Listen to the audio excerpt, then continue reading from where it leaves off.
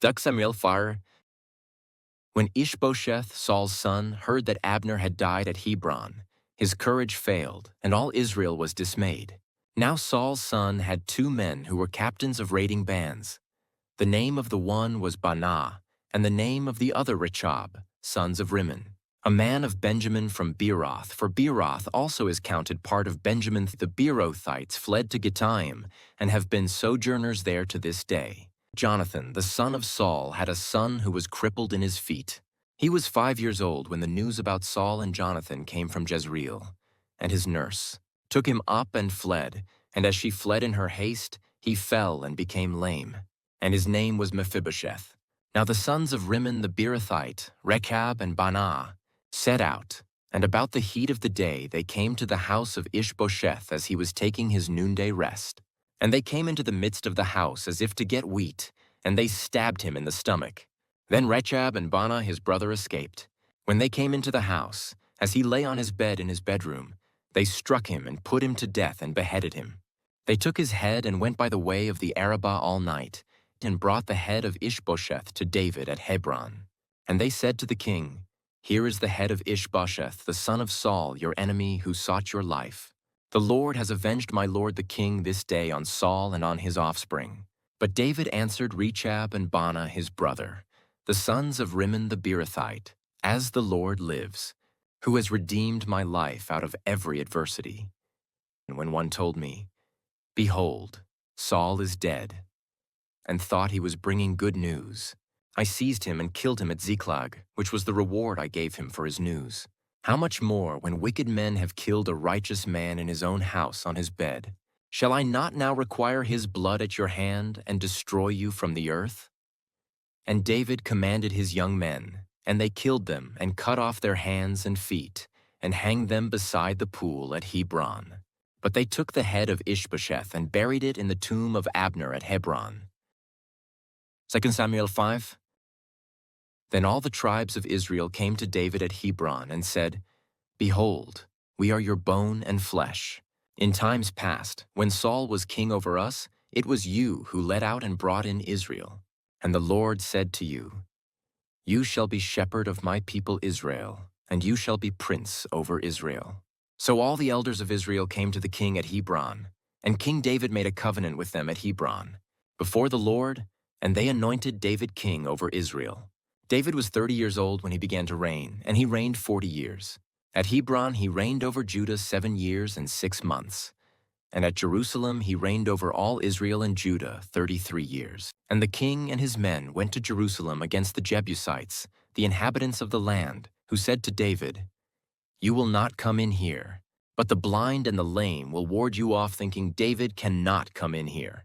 Nevertheless, David took the stronghold of Zion, that is, the city of David.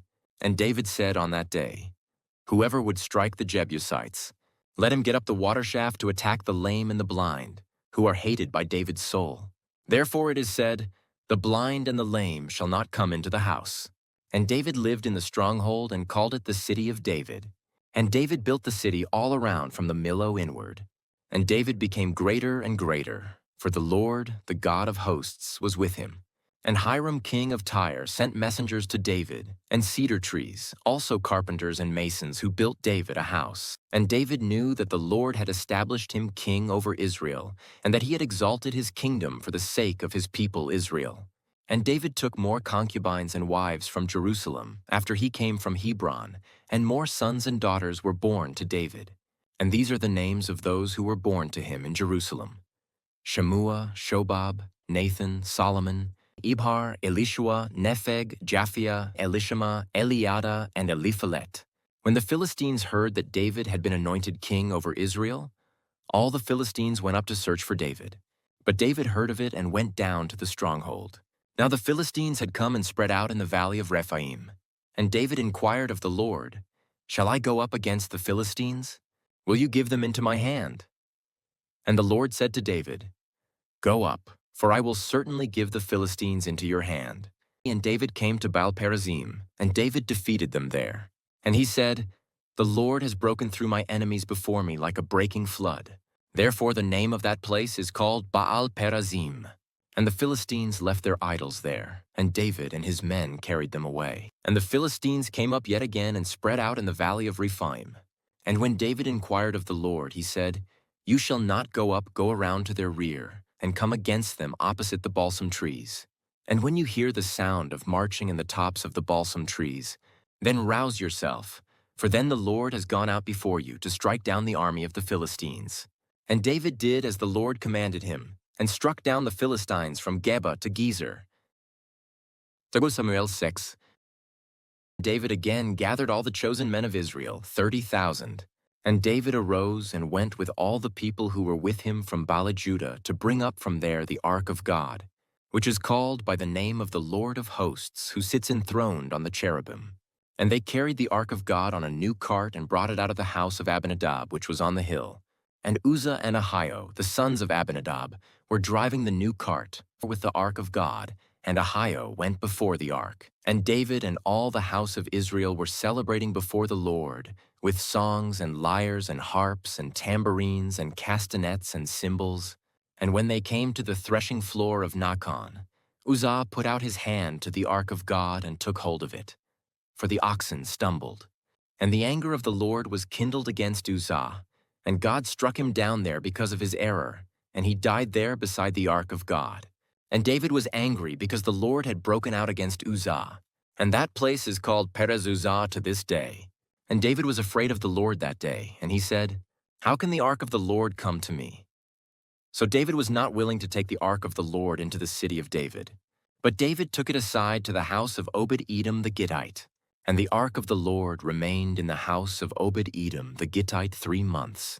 And the Lord blessed Obed-Edom and all his household. And it was told King David, "The Lord has blessed the household of Obed-Edom and all that belongs to him, because of the ark of God." So David went and brought up the ark of God from the house of Obed-Edom to the city of David with rejoicing. And when those who bore the ark of the Lord had gone 6 steps, he sacrificed an ox and a fattened animal. And David danced before the Lord with all his might. And David was wearing a linen ephod. So David and all the house of Israel brought up the ark of the Lord with shouting and with the sound of the horn. And as the ark of the Lord came into the city of David, Michal, the daughter of Saul, looked out of the window and saw King David leaping and dancing before the Lord, and she despised him in her heart. And they brought in the ark of the Lord and set it in its place, inside the tent that David had pitched for it. And David offered burnt offerings and peace offerings before the Lord. And when David had finished offering the burnt offerings and the peace offerings, he blessed the people in the name of the Lord of hosts, and distributed among all the people, the whole multitude of Israel, both men and women, a cake of bread, a portion of meat, and a cake of raisins to each one. Then all the people departed, each to his house. And David returned to bless his household. But Michal, the daughter of Saul, came out to meet David and said, "How the king of Israel honored himself today, uncovering himself today before the eyes of his servants' female servants, as one of the vulgar fellows shamelessly uncovers himself." And David said to Michal, "It was before the Lord, who chose me above your father and above all his house, to appoint me as prince over Israel, the people of the Lord, and I will celebrate before the Lord. I will make myself yet more contemptible than this, and I will be abased in your eyes. But by the female servants of whom you have spoken, by them I shall be held in honor." And Michal, the daughter of Saul, had no child to the day of her death.